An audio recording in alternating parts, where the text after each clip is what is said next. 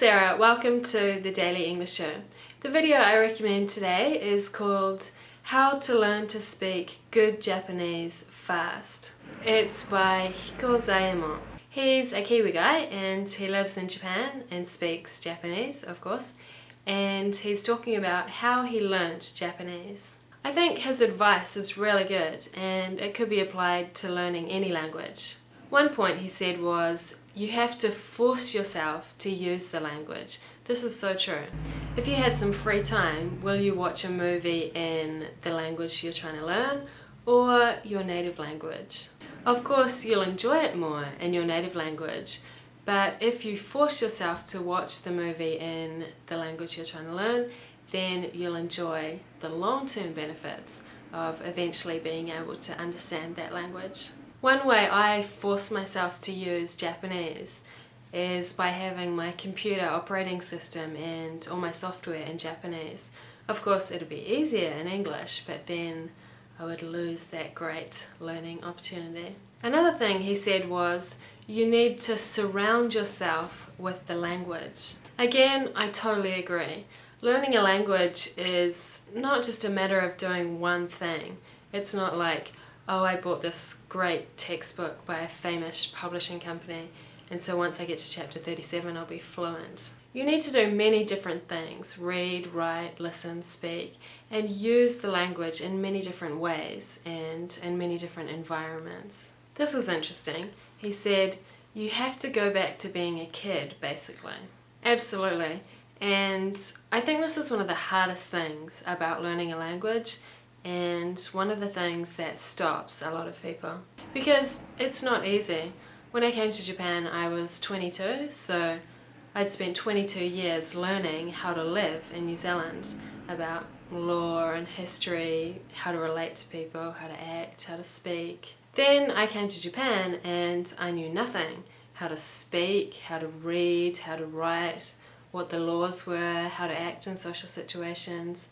So I was useless, like a baby. And I remember in my first week here crying at one point just at the frustration of that situation of being so useless. But I knew that's just the way it is when you go to a different country, and it might be hard for about 6 months, but it'll get better after that. But I think some people just can't handle it and they're like, no, I hate this country, it sucks, and they go back to where they came from. And I think some people can't handle sounding kind of silly when they try and speak a different language, so they just give up or they don't even try.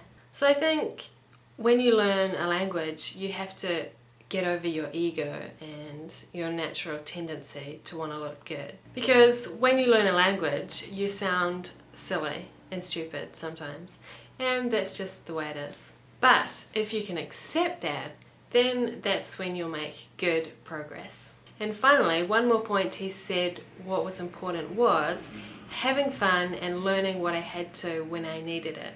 This is a very important point. Study things that you enjoy. Of course, force yourself sometimes, but also do things that you really enjoy. And learn things that you can use. It's much easier to learn something if you actually have a use for it. And if you have no use for the language you're trying to learn at the moment, then you can try and create a situation which gives you a use for it. Like Hikosaemon, when he was learning Japanese in New Zealand, he got a job at a Japanese shop. Kia ora, in Stick News today, scientists have unveiled the world's fastest supercomputer. Scientists in the United States unveiled the world's fastest supercomputer on Monday. It cost $100 million. A spokesperson said the computer is a speed demon. CNN reported the computer will be used primarily on nuclear weapons work, including simulating nuclear explosions.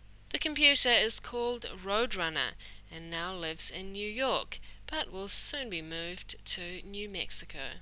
And that was Stick News for Thursday, the 12th of June. Kia ora. Today's word is tendency, an inclination towards a particular characteristic or type of behavior. I did a search for tendency and I found many examples. She or he has the tendency to be dizzy, to be a bit controlling, to put on weight, to speak in medicalese, to have outbursts, to talk too much, to be a name dropper, to slump one way or another, to get on Lindsay's nerves, to eat her words. And here's a quote from Ernest Hemingway. My life has the tendency to fall apart when I'm awake, you know?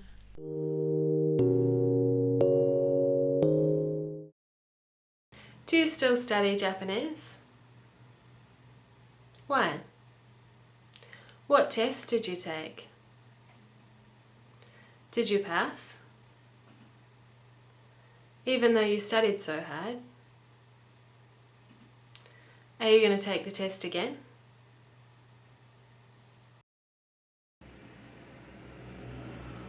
No, I stopped. I kind of burnt out. I spent about 3 years studying pretty hard, and then I spent 1 year studying like a maniac, like about 4 hours every day. And then I took a test, and then I just stopped.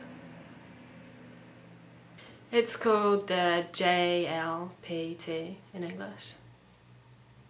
Well, there's 4 levels, and I took a test every year, and I passed the first 3, and then I failed the last one. Yeah, not hard enough, I guess. Even though I was studying like 4 hours a day, I was still using English the rest of the time because my job was teaching English, and I was working really hard too, so I wasn't doing much apart from working and studying. Maybe one day, I don't know. But I don't need the qualification, I just did it for the motivation, and it really worked. My Japanese improved so much that year that I was studying hardcore for the level 1 test. Your sense of your own value and importance. A. Ego. B. Eventually. C. Force.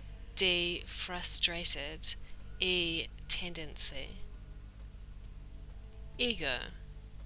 An inclination towards a particular characteristic or type of behavior. Tendency. Feeling annoyed and impatient because you cannot do or achieve what you want. Frustrated. Make someone do something against their will. Force. At the end of a period of time or a series of events. Eventually.